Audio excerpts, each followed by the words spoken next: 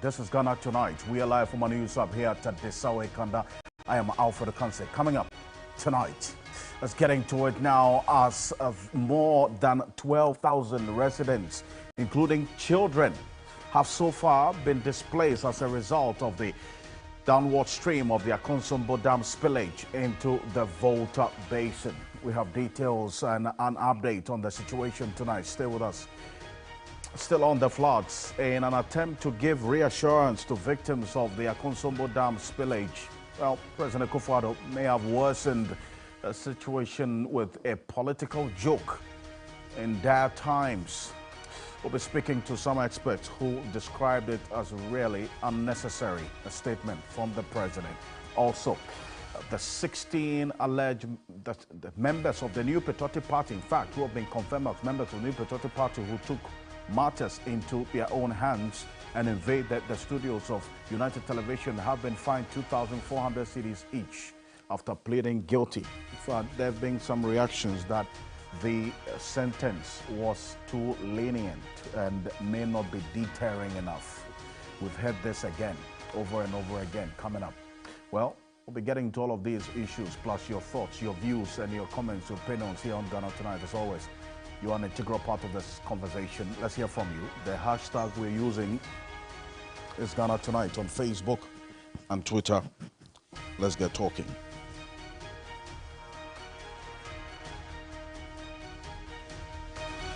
Oh, let's settle for Ghana Bridge.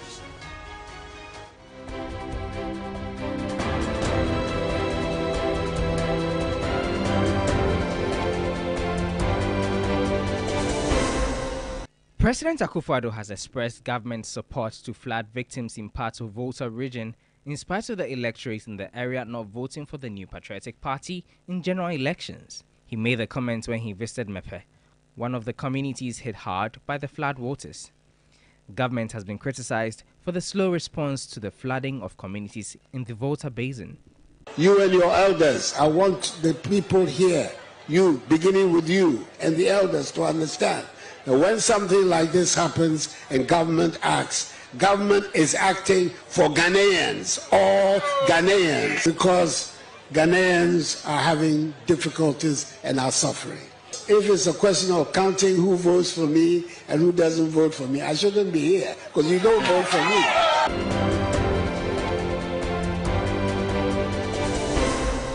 The Member of Parliament for North Tong, Okujeto Ablakwa, says he is thinking about saving lives and ensuring that the communities are protected in the 19 camps that have been established, adding, this is not the time for canvassing for votes. My concern at this point is not about elections.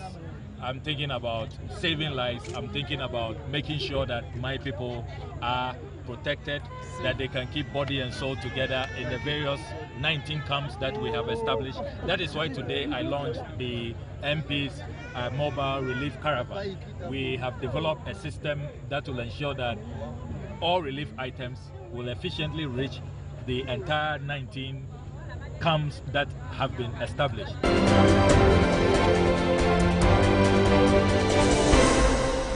The Opposition National Democratic Congress (NDC) is demanding the immediate resignation of the Attorney General Alfred Ocansey over what they describe as his attempts to cover up government officials mentioned in Professor Frimpong Boateng's Galamsey report. The latest demand by the NDC follows the Attorney General's advice that former Environment Minister Professor Frimpong Boateng's allegations in his report on illegal mining activities in the country are empty. Said advice is nothing but a poor attempt to cover up the complicity of officials of the Akufo-Addo Bawumia NPP government in the illicit Galamsey trade. The claims by Mr. Godfrey Ocansey that there is no evidence to substantiate the damning revelations contained in the 36-page Frimpong Boateng Galamsey report are simply false.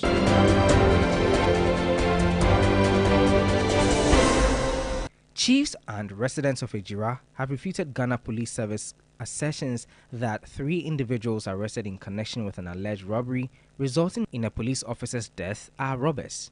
The Mampong District Court has remanded the 3 persons in police custody. The police came and parked their car, lights off, and park at some place, and do you know this, the way these police are barbed? Some had earrings, and this my brother was informed that armed robbers are on the way, and that road is prone to armed robbers, and he has been working hand in hand with the Ijura Police Command. See, we are surprised this case has come. The Ijura Police Command hasn't talking. We know since Accra has spoken, they fail to speak, but that's the truth of the matter.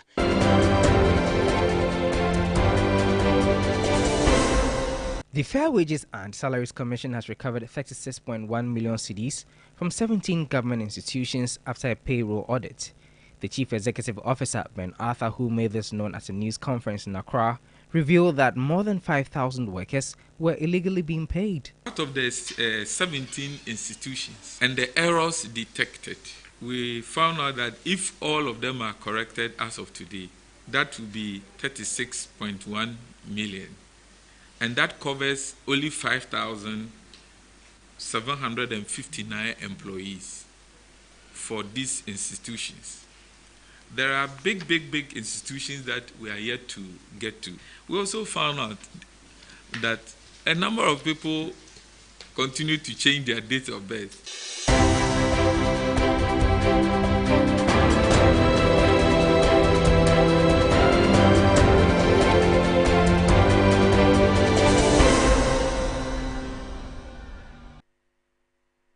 Well, you can find more news on 3news.com. Make some time and visit 3news.com. This is Ghana Tonight. Coming up next, over 12,000 people have been displaced as a result of the havoc wreaked on, that's by the flooding from the Akonsombo Dam spillage. At least, we understand 25% of the town of Mepe, that's what you see on the screen there in the Volta region, has been submerged by the relentless waters. It's a very, very troubling situation, to say the least. And we're going to be showing you the aerial view of these areas that have been submerged under the flood waters as a result of the spillage of excess water from the Akonsombo Dam. And it's quite frightening, to say the least. We're learning from the Ghana Navy that close to 8,000 people have been rescued so far. That's what we're learning now. And earlier today, we got information from Commodore E.A. Kwafo, who's from the Naval Training Command, during an update of the floods at Mepe in the Volta region, saying that the combined rescue team deployed to the affected districts is currently monitoring critical infrastructure and responding to distress calls in order to neutralize the effect of the damage caused by the spillage of excess water from the Akonsombo Dam. Take a look. We beefed up boats, we brought more boats here, we were 10 boats downstream, we brought some from the Western Naval Command, and we have brought experienced divers and lifesavers to assist in the rescue effort. Depending on how it goes, we may either bring in more facilities and bring in more personnel, or if the situation improves, then we may calm down. We may be keeping a watch anyway, and we are ready to respond to any distress call and help save life and property. That's how the rescue efforts has been over the period. But just to give you a clear understanding of the number of people who have been affected, at least per the Volta Regional Health Directorate's records, as indicated by the Deputy Director of Health, the Volta Regional Health Directorate, that's Dr. Senano Kwesi Jokoto, is quoted as saying, as of yesterday, close to 12,000 people displaced had been recorded. Their first immediate concern was to make sure that the 12,000 people are safe and free from any immediate risks. Some of them are in safe havens, especially in North Tongue. North Tongue is actually the worst affected district in the Volta region. Sanitary conditions in the camps have been improved, and then also mobile health teams have been made available, providing psychosocial support. That's what's happening right now. And it's actually not getting any better from what we are hearing now, especially because of the possible exposure of these persons to waterborne diseases and other health risks. So that's an area that we're focusing on quite closely. Now, the Ghana Medical Association issued a statement earlier in the day. They raised fundamental concerns about the composition of the 13-member committee by government to look into this matter. That's what you see on the screen there. Says that the Ghana Medical Association welcomes the formation of this interministerial committee to address the flooding and related issues. But then again, they have noted the exclusion of the Minister of Health from this committee, even though the Minister of Health will play a central role in the relief effort. They continue that the provision of emergency health care and support, prevention of possible outbreaks of waterborne diseases, risk communication, and ensuring continuity of essential health services are fundamental to a response of this nature. And as a result, they're making a demand. This is the point. And that they want the health minister included in this interministerial committee. But let's have a clear understanding of exactly why they think that the exclusion of the health minister from this 13-member committee, interministerial committee, is not good. I have Dr. Richard Salome, is the acting general secretary of the Ghana Medical Association, joining us. Thank you so much, Dr. Salome, for joining us here on Ghana Tonight. First off, why is it crucial, beyond the point that you made in this statement we just read, that the health minister must be a member or part of this 13-member interministerial committee announced a couple of days ago? Thank you to you, Alfred, and then thank you to your listeners. I'd want to start first by commiserating on behalf of the National Executive Council of the Ghana Medical Association with the victims of the flooding in the North Tongue, South, and Central District, which are the most affected areas. In our view, as the Ghana Medical Association, in such an emergency, there's a big component that the health sector plays in the relief efforts.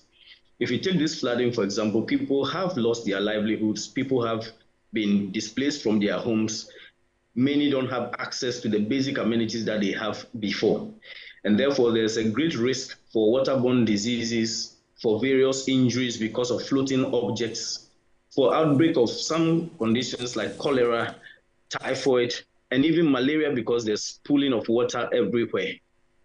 And then also, there's a big problem of continuity of care where people who used to access health facilities have been cut off. We are aware that there are about 3 health centers, and now the Richard Novati Hospital, which is the referral center, has also been cut off by the floods.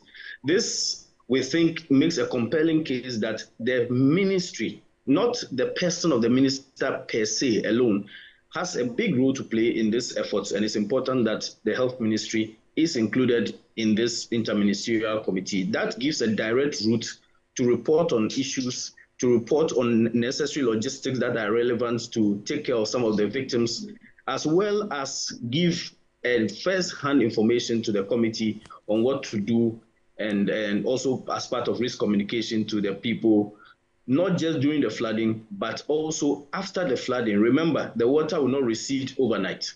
We are hearing that there will even be more spilling for a while before, as the rains come and as the dam fills up. So this is not just a short-term thing. It's going to take a while. So it's important that the health ministry plays a key role in the committee. But Dr. Solomon, point well made there. But what are the health-related outbreaks that you suspect that the authorities should be looking out for as a result of this spillage, which has affected many, many communities in about 4 regions from what we're learning now? As I touched on a little bit from the beginning, one of the key things is the waterborne diseases. Water that is flooding the areas is not just water alone anymore. It is carrying various debris, feces from various places of convenience. It has even gone into mortuaries. It has gone into various places, and this water is flowing around.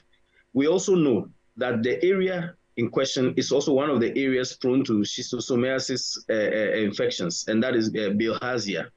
And these things are now floating around. Many of the victims don't have access to potable water, even though some have been moved to shelters where they are being provided with some amount of potable water. And all this becomes a very big issue because they can get cholera outbreaks. We can get typhoid outbreaks over there. Because of the pooling and puddling of water all over, malaria cases may be on the rise as well. Beyond this is the fact that there are people who are going for ANC services. There are people who are going for immunization services. There are people who are also being attended to for various chronic conditions like hypertension, diabetes, and the others who no more have access to this or have to travel long distances or are in camps which are far away. And these are important things that we have to look at. Also, the area is prone to snake bites. And we know with the water flowing around, snakes could be moved from one place to the other without anybody knowing where exactly they are. Even now during the flood and when the water is receding, these are risks that are going to persist for a while until all this is over. So they would need to look out for this. And in the places where they are being kept, like the schools, they are having to make do with, should I say, fewer toilet facilities or sanitary facilities. And therefore, it is important that we hammer preventive methods like hand washing, making sure they get potable water to prevent especially the diarrheal diseases that most of the people or the victims will be prone to. Wow, but that's concerning to say the least. We're talking about all of these health outbreaks that these persons who have been displaced are prone to be infected by or with, and then snake bites as well. I mean, so what beyond what we're saying, government doing, what are some of the interventions that, for instance, you, Ghana Medical Association, have put in place to augment the relief efforts already in place? With our core commitment to serving the Ghanaian, the council mandated us, the executives, and we have already members on the ground. We are approaching this in a number of ways. One, we have made resources available to the members that are on the ground to be able to go to these areas. A larger team is going to the affected areas tomorrow, being led by our Volta Divisional Chairperson, Dr. Ekwekwa PJ, and a team of doctors. He is also working and collaborating with the other professional groups, the nurses and others in the region, the pharmacists in the region. So a team will be dispatched there, and they are going to move in groups where they attend to people on outreach basis and then mobile basis, going to where the people are affected to render care that they need. Some specialists are also joining this team. Beyond this, the association is also making available some funding to take care of some basic logistics like medications, some basic quick medications like ORS, some infusions that people need. Some are not feeling well, some are dehydrated and all that. We are also making some water available, a large quantity of water, bottled water and others available for people to be able to use whilst to augment government's effort. But we also call on other corporate institutions as well as other non-governmental organizations to also augment this. This is not going to end very soon. Even when the flood waters recede, people are going to take a while to get back their lives that they used to have, and we shouldn't abandon them midway. So the GMA is committed to helping them and being there and getting our members on the side to do this. We are not doing this alone. We are working with the district director, right, and then other health authorities, as well as NADMO and others who we get briefings from on the ground, and as well as our colleagues who are there in the middle of it. Thank you very much for joining us here on Ghana Tonight. Thank you. Appreciate that. That's Dr. Richard Salome, Acting General Secretary of the Ghana Medical Association, giving us details of the health-related outbreaks that these persons, apart from being displaced as a result of the spillage of excess water from their Konsombo Dam, that situation has also then left them with the possible health outbreaks that they have been exposed to as we speak.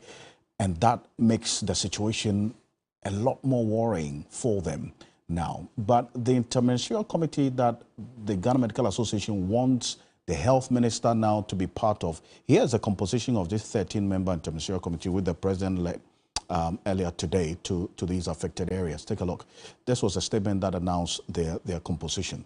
First off, it says that straight on the instruction of the President of the Republic of Ghana, an interministerial team headed by the Chief of Staff has been set up to coordinate the relief government's response to the unfortunate flooding of some communities following spilling from the Volta Dam. And this is it. The Chief of Staff, Chairperson leads that, the Minister for National Security, the Minister for the Interior, And then you have the Minister for Defense, Minister for Energy, Minister for Finance, the Minister for Local Government, the Minister for Works and Housing, and then you have the Minister for Roads and Highways, Minister for Environment, Minister for Sanitation, Minister for Lands and Natural Resources, and the Minister of Information. Those are the 13. So, and that's where you have the Ghana Medical Association raising fundamental concerns about the exclusion of the Minister of Health in this composition. But take a look at this. This is the aerial view of the areas that have been flooded. Now, we understand over 12,000 people have been displaced, and you can understand why this situation is that widespread and quite troubling, to say the least. This is just a section of persons within the rural area of Mepe who have been displaced, and a number of them have now had to use canoes to transport themselves and their wares, some property, from these affected areas. And these places that you're seeing, some of them were bare land until this spillage. This is it. Take a look. These are buildings that have been submerged under these flood waters as a result of the spillage from the Akonsombo Dam, excess water. And unfortunately, the VRA says that even though they cannot give a deadline for the spillage, the volumes of water may reduce in the coming days. But this is the extent of the flooding. All these areas were bare land. But take a look at this. Buildings actually submerged in the flood waters. And all these persons and people who are living here have been displaced. And the building that you see in your shots there was a mortuary. That building, the white building, was said to be a mortuary that has also been taken over by the flood waters. Some of the bodies were taken out of the mortuary, from what we understand, before it was inundated by the flood waters. But the unfortunate situation is that some bodies were there as well. Some of the dead bodies were in there. And so that's the concern that the Ghana Medical Association is raising about the extent of the health-related outbreaks. This is part of Sogakofe as well. You can take also stretches all the way into the Mepe community in the North Tong district, which has been heavily hit. Sad situation. Now, another group that's raised concerns as well about the composition, and the Child Rights International also issued a statement earlier. They had concerns about the impact that this spillage has had on children, especially children. They put a number to the total population of children that have been affected as a result of the spillage. Let's take a look at this. These are excerpts or portions of the statement by Child Rights International. They say that Child Rights, that CRI recognizes the urgency of the situation and has been actively working to assess the needs of the affected children.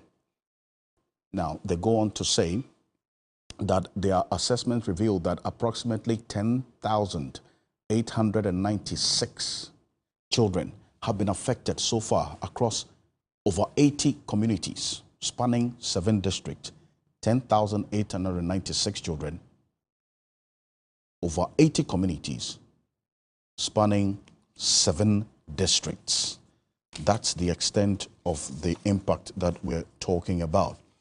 And their assessment has made that revelation. But Bright Apia is Executive Director of Child Rights International. He's joining us on Zoom. Apia, thank you so much for joining us here on Ghana Tonight. Now, based on your assessment, you put 10,896 children. Beyond you getting to know that they've been affected, how are they coping as we speak? They are coping under the circumstances that they find themselves in, looking at the measures put in place by NADMO. And I must admit that NADMO has done a tremendous job in terms of providing the emergency services. And we need to commend them for that. So most of the children that we had interaction with, clearly, there are certain services that are not getting it the way it is expected, especially their right to food, shelter, and clothing. And already, if you look at the terrain that we're talking about, there are a lot of services that are already been denied them, and this has come to add some kind of hardship to it again. Again, you would also look at the issue of health. They are not having access to health facilities in the event where maybe a child is sick and they need immediate attention. That would also be a very great issue, or to have some kind of effect on the child.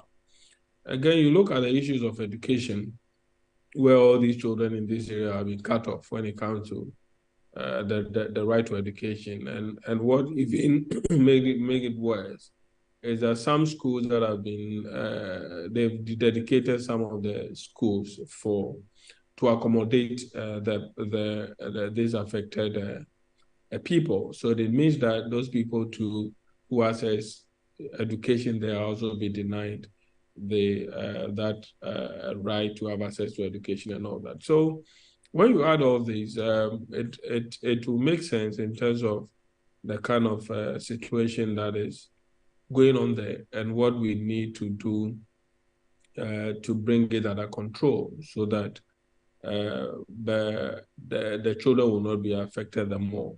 The danger that we are seeing in terms of the assessment is that if there is an outbreak of any disease, it will be very serious, and we should not take it for granted, because a lot of things in the environment are contaminated. And if we are not careful and you don't reach the children with the right services, they would have some kind of complications when it comes to their health. So issues around that environment should not be taken for granted at all, because everything else in that environment is not really good.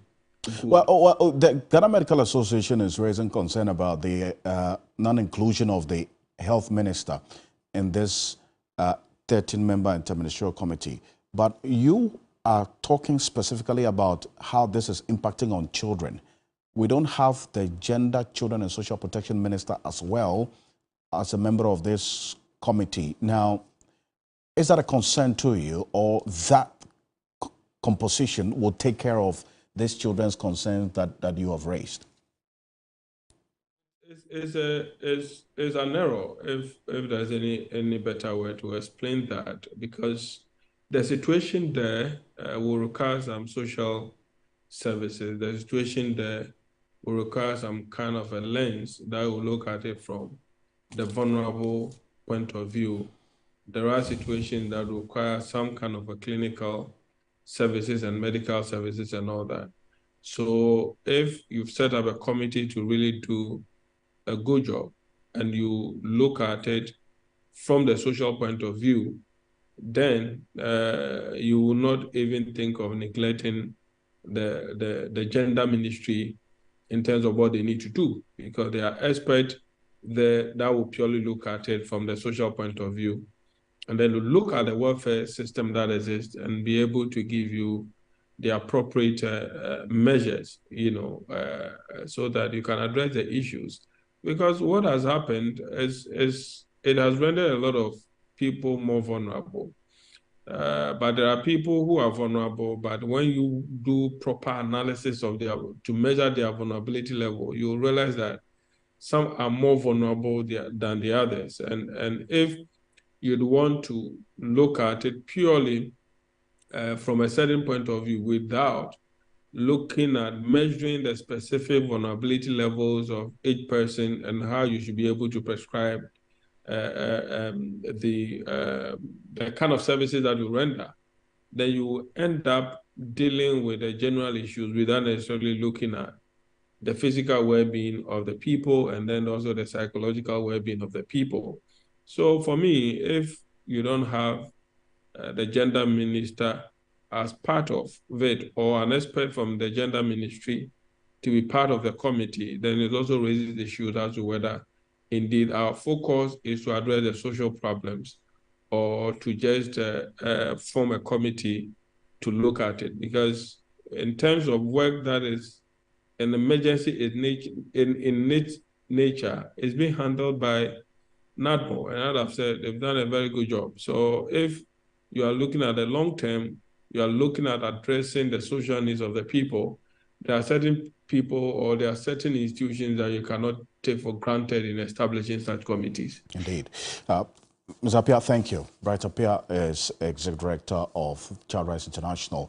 They're putting the number of children who have been affected by this, the spillage of the excess water from their Consobo Dam to 10,896. So here with us here on Ghana Tonight. Coming up next, still on the floods, but President Akufo-Addo has given assurance of government support for flood victims in parts of the Volta region, but not without throwing in some statements to the region, noting he said that these issues are lowest levels of votes for the MPP general elections. He made the comment when he visited Mepe.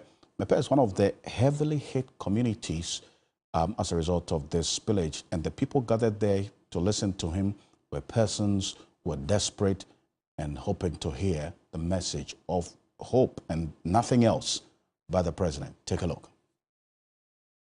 I want the people here, you, beginning with you and the elders, to understand that when something like this happens and government acts, government is acting for Ghanaians, all Ghanaians. I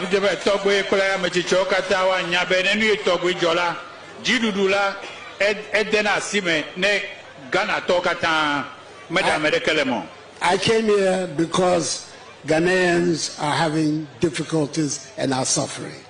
And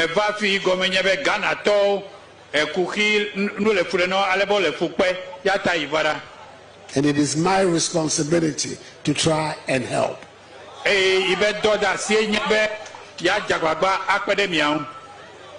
Because if it's a question of counting who votes for me and who doesn't vote for me, I shouldn't be here, because you don't vote for me.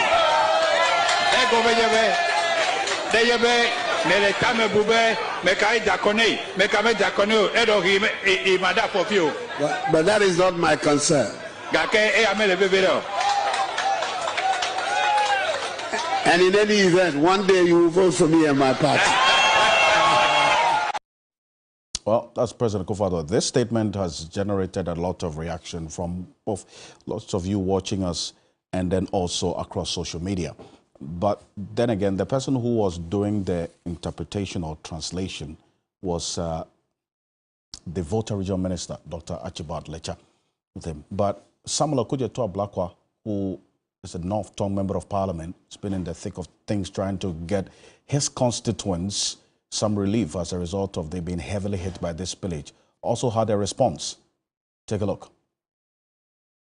This is a time to be talking about votes. Who votes for who doesn't vote for who. This is a humanitarian crisis. People have been submerged. Entire communities have been submerged underwater. The VRA continues to spill, and all the indications are that many more communities are going to be affected. My concern at this point is not about elections. I'm thinking about saving lives. I'm thinking about making sure that my people are protected, that they can keep body and soul together in the various 19 camps that we have established. That is why today I launched the MP's mobile relief caravan. We have developed a system that will ensure that all relief items will efficiently reach the entire 19 camps that have been established. I do not want us to politicize this. But how will you describe the president's comments? I think that those comments are not necessary at this point. Already my people think that his response was too late.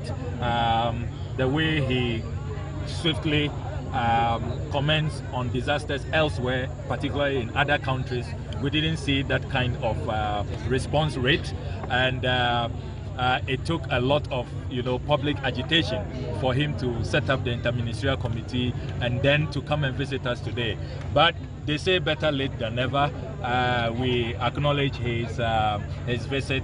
What is really important is not just mere visit, mere rhetoric. we want to see what plans are being put in place to alleviate the plight of our people. We have a humanitarian crisis. People don't have access to relief items, to blankets, to mosquito nets, to tents. Water has been cut, electricity has been cut in a lot of places. You do know that in times like this, we must also be talking about a compensation plan. What is the plan to compensate? Because this is not a natural disaster. It says after everything. This is VRA really not being fair to us. They took us for granted. They have violated our rights, and they have created this humanitarian disaster. All of these losses, which really, if you begin to quantify the losses, will run into millions. Livelihoods have been destroyed. Well, that's Samuel Okujetua Blackwhite, a non-term member of parliament. Let's stay on this. Dr. Jonathan Asantiotre is a political scientist, also a lecturer at the University of Cape Coast. Thank you so much, Professor Asantiotre, for your time here on Ghana Tonight. That statement, in fact, if you listen to the president, he made a very fine statement to these displaced persons desperate to get some level of hope until that ending, bringing in the votes and the voting pattern of that region and so on. How necessary was that statement, I mean, to these persons who have been displaced by flooding, by the way? To our viewers. I'll start by saying that it is quite unfortunate that our president will make a mockery, some kind of mockery of the devastating condition that our people in the Volta region are facing. I think that it is a costly joke, and such continual gaps or statements of this nature, do not really appear to me to be presidential, if you ask me. You have not even been around for some time, and you come back, your main opponent has been there, and as the president of this country, what we expected you to say was, first of all, to commiserate, sympathize, empathize with the people. And that is not a time for jokes, or as it were, it's like some kind of political miscommunication out there. And Alfred, I think that our president is gradually becoming an embarrassment for the NPP. And I think that whenever he begins to talk, I'm very sure that some NPP individuals or those at the top levels, they get a bit edgy on their seats because they never can tell what next the president is going to say or the kind of goofing that he's going to goof, because such expensive jokes at this point in time, should not have come from the president. Well, I've heard some people make the point that if you consider the context in which he was speaking, what he said would make sense. But based on where you sit and what you heard, would any contextual analysis of this statement by the president draw any sort of justification or some sense put to it? Not at all. You see, the president seemed to have forgotten that the effect of this spillage is not only on the Volta region, where where the joke, the context, as you are trying to put it, or you're trying to situate your question, could easily apply. But we are talking about some part of, I think, the Krobo area also. They are even talking about some Bono areas. So what about all those areas that are having I think even, what's it called, Dr. Purple is also afraid of his area. So I think that no matter the situation or the context within which someone will want to justify such a costly joke, as I said earlier on,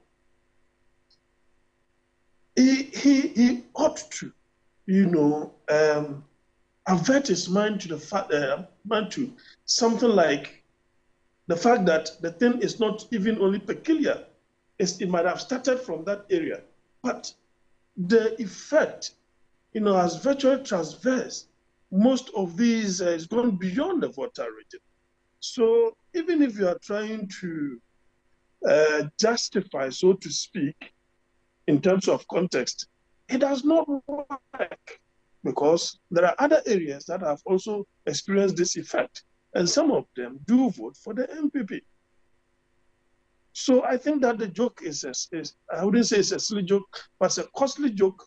It's becoming an embarrassment for the MPP in terms of political communication, and it's just making the work of whoever is going to take over from him day in, day out difficult. Very, very difficult, because you see, the president represents the corporate image of the party in government, inclusive the vice president. And so if, for example, without admitting, the vice president becomes a flag bearer, he has a huge baggage on his head to clear. And so the corporate image, the MPP as a corporate image, has been damaged. And the president continually, without stopping, is creating more problems for whoever is going to take over to succeed from him. So the image of the MPP as it stands now is corporately damaged, and the president is fueling it.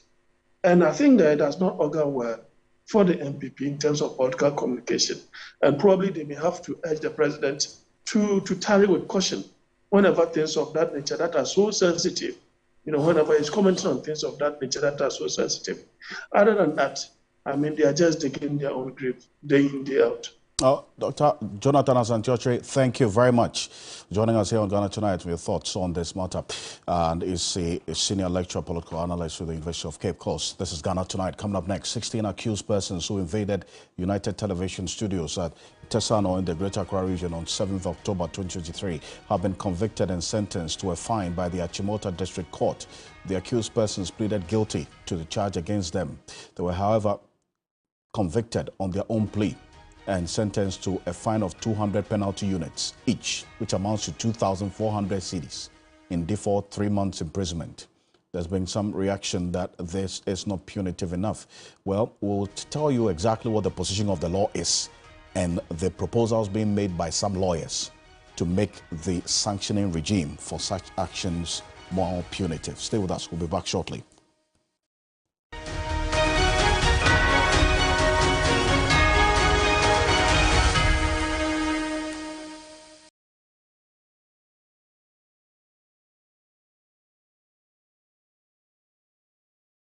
Ladies and gentlemen, we're going to demonstrate to you the superior properties of Flamingo paint as compared to other paint brands on the market.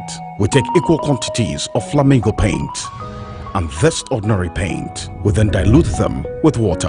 And now, let the test begin. The gentleman on the left is going to apply the ordinary paint, and the gentleman on my right will use the Flamingo superior paint. As you can clearly see, Flamingo has the obvious better hiding. Furthermore, Flamingo has painted a much larger area. You know, 1 bucket of Flamingo paint is equal to several buckets of any other paint brand on the market. Flamingo paint is made with superior formulation to give superior durability, superior hiding, superior coverage. Flamingo paint, simply superior. Everybody knows Acrobato, and if you know Acrobato, it means you know M-Punch Homeopathic Clinic. M-Punch Homeopathic Clinic is my pillar. Let's hear what others are saying about M-Punch Homeopathic Clinic. Who will be careful M-Punch one? Chese na me ankasa me period na se problem suwum ntina ma wo ho idea ma me papa chese na nya asem ketewa na me coin point no mo hwe me mogam no mo hwe bibia na so mo meduro me fire no ene ma won kra me enu hofro kwa na mkwan mu a eba and everything yourself me ma me no adwodwo eda ho a wontumi nante ene ne ko end point o mama nuru a ene ne ho eden a watimi asori anante. That's end point for you. Of Acrobato. Hello. Hey, ohwehwe what che? Okay. A free bra wo di end point wa dance. Ah me call you no. me just say my name koye and pass one my name nyina and imagine sabema na me be fear for there e ho na nyina jaresa you heard everything. I have secret. M-Punch is my secret. M-Punch homeopathic clinic. I'm free. You friend me dede. So mo se me gina ha. Na e Franco Trading Enterprise. Omo television papa pa no. And me go so am di ho dance e chiro. So we see hotels, hospitals, schools, offices, apartments. Sorry. Now we pet TV papa pa e di abomu. E Franco Television. Ababa wani abrantia wesiso. Upe TV di abo dem a. En baby se Franco Trading Enterprise. You were 24 inches wo ho, 32 inches wo ho, 43 inches wo ho, 55 inches. And I can see 65 inches. It's a when you baby bra Franco Trading Enterprise. Franco Trading Enterprise. Television papa. I feel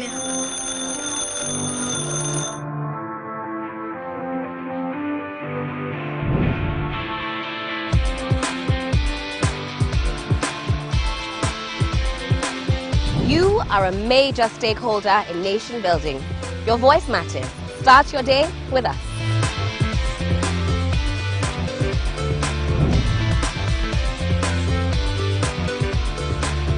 We simplify the conversations, break down the jargons and technicalities.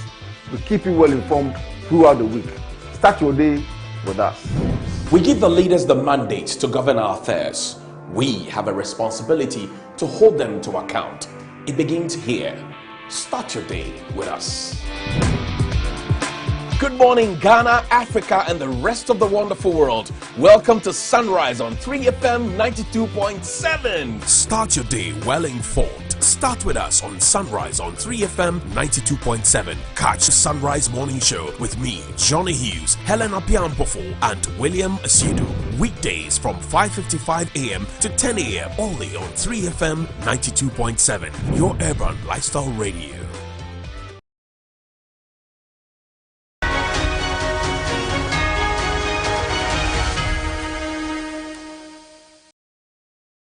Welcome back to Ghana Tonight. Now, 16 accused persons who invaded United Television Studios at Tesano, here in the Greater Accra region, that's on the 7th of October, 2023, have been convicted and sentenced to a fine by the Achimota District Court, following a report by the management of the television station and the Ministry of Information on 7th October 2023. The convicted persons had entered the UTV studios and disrupted a live program.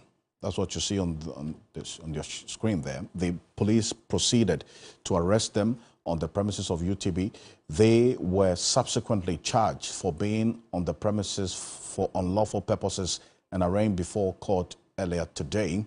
The court, that's the accused persons, pleaded guilty to the charge against them. They were therefore convicted on their own plea and sentenced to a fine of 200 penalty units each, which amounts to 2,400 Ghana cedis. In default, 3 months imprisonment. They were also ordered by the court to sign a bond to be of good behavior. In default, 6 months imprisonment. Now, after this ruling or this decision by the court, there's been a number of reactions as to how punitive this charge is and whether it's going to discourage anybody at all, albeit members of the MPP or any other political party, from taking the law into their own hands. Well, we went down memory lane, just chronicled a few instances and what the decision of the court was. Now, take a look at this, and it will surprise you. In April 2017, if you recall, when the Delta Force members, a group affiliated to the NPP, invaded a circuit court in the Ashanti region and freed their colleagues, facing charges for assaulting the Ashanti Regional Security Coordinator. Here's what happened when they were charged by the court: 2,400 cedis, same amount, 200 penalty units, the total 31,200. And then they were also made to sign 6 months bond of good behavior, and they were let off the hook free. In October 2017, 13 Delta Force members who stormed the Ashanti Regional Security Council and attacked the Ashanti Regional National Security Officer, if you recall, they were charged 1,800 each for that offense, that crime. And that amounted to a total of 23,400 if you multiply the 1,800 by the 13 of them. They were also put on counseling, and they were made to sign 12 months bond of good behavior. Then fast forward from October 2017 to October 2023, 16 NPP members invade these UTV studios, and they manhandled producers and other staff. The convicts were charged with conspiracy to commit crime and rioting, pleaded guilty to these charges, 2,400 cedis each, and a total of 38,400 if you multiply it by 16 now. So that's what's, at least, these few instances of hooliganism or just illegal acts and people taking the law into their own hands. That's how the law has ruled now. Justice Abdullahi is private legal practitioner. He's a lecturer at the UPS Law School. He's joining us on Zoom. Thank you so much for joining us here, Justice Abdullahi, on Ghana Tonight. Now, you've raised concerns about the fine slapped on these MPP thugs who invaded the UTV studios. What exactly is your issue there? So, Alfred, I think we are building a democracy for the future, and the protection and freedoms that our media houses are supposed to enjoy because of their special place in building a quality democracy. One would expect that we guard against some of these infractions jealously. And I was completely taken aback when I saw the fines imposed on the accused persons that invaded the offices whilst the live program was airing. I keep asking myself and any other person who goes on to shows like that, shows, live shows, whether on TV or on radio, how at such a night it would feel, the kind of fear that you would entertain when you hear huge sounds of mass of people threatening to cause mayhem whilst you're on the show. Is that scary? You literally would fear for your life, and indeed the life of the persons, the security personnel at the media house. And so when such an event has occurred, I was expecting that we would use this to send that strong signal out there to anyone else who entertains such thoughts, that this will be that kind of thing that, regardless of our division in this country, would guard seriously against. And so we charge these persons with one of the most deterring charges, just so the court could impose punitive punishment on them.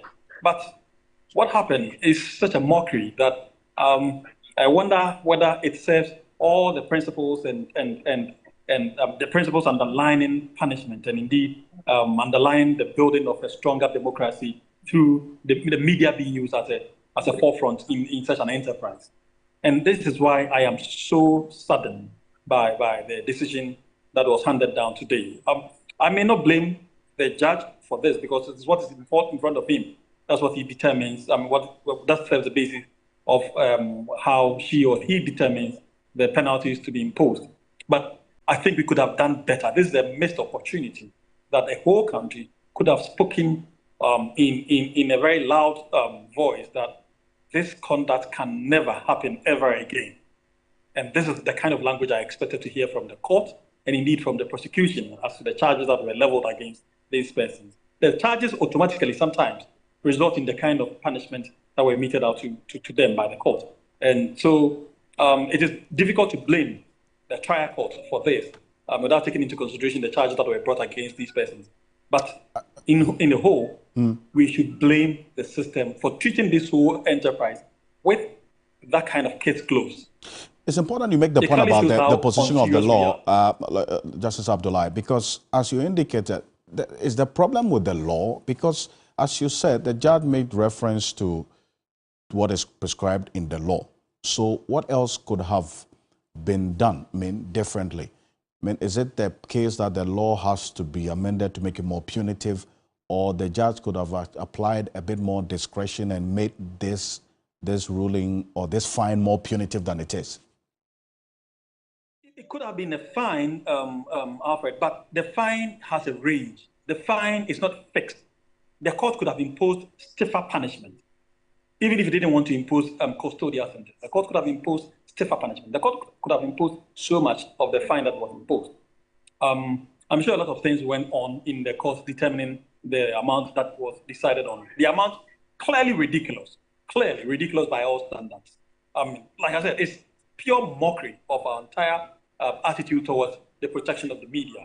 And for me, this is more sad when you take into consideration the kind of things that have happened over the years, i.e. the treatment meted out to media men and women in this country. Mm-hmm. In fact, just about a month ago, we all witnessed what the police did to some media personnel during the demonstrations that were held at the Flagstaff House. And prior to that, we have seen several of the misconduct that are meted out to media personnel in this country, some of which are still pending.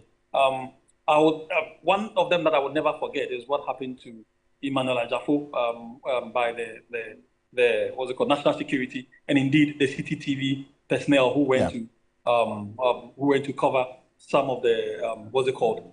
I think the ambulances story at the National Security offices. We have these dark stories in our history books, and I was expecting that this would be a clarion opportunity for us to have stamped our feet firmly that this kind of conduct will no longer be countenanced in this country. I see, but I have just chronicled events in the past, at least, just so that we understand that this is not the first time that some people have committed this kind of crime in a certain magnitude or of a certain magnitude and have been slapped with fines that have been described as ridiculous, as you have said. The instances with the Delta Force, in one instance, 1,800 each, 2,400, in this same, the 200 penalty units. So that's what's happened. It's there. It's happened in 2017. It's happening now. And we are still complaining about the fines not being punitive. So what should be done? Lawyer. Alfred, the penalty unit is a threshold. It's not a fixed amount. It's not as though we are supposed to award 200 penalty units necessarily. There is a threshold. So a trial judge has a discretion, depending on the gravity of the matters before him or her, to determine whether to go for the highest on the threshold or the medium or indeed the lowest. And so at every point in time, I think the forces that operate on the trial judge's mind determines which of these amounts to go for. And my position has always been one, that particularly when these events question our democracy, it questions our governance systems and the very principles, the fibers upon which the building of our country is rested on. We would have to speak in unison, and we would have to speak in the clearest and the loudest of voices, condemning such conduct. And the best ways of doing that is through the judiciary. And so if you do not do that, if trial judges do not take some of these things into consideration in the determination of the matters that come before them regarding some of these conduct, they may be helping to build a status quo which deteriorates further the kind of democracy that we seek to build. Well, Justice Abada, I thank you so much for your time here on Ghana Tonight. I appreciate it. So he's a lecturer at the University of Professional Studies Accra, that's UPSA Law School, private legal practitioner. Justice Abdullah, thank you. And for you, thank you as well for staying with us here on Ghana Tonight. Join us same time tomorrow for another conversation. I am Alfred Ocansey. Have a good night. Ghana Tonight is brought to you by Flamingo Paint. Superior durability, superior hiding, superior coverage, simply superior.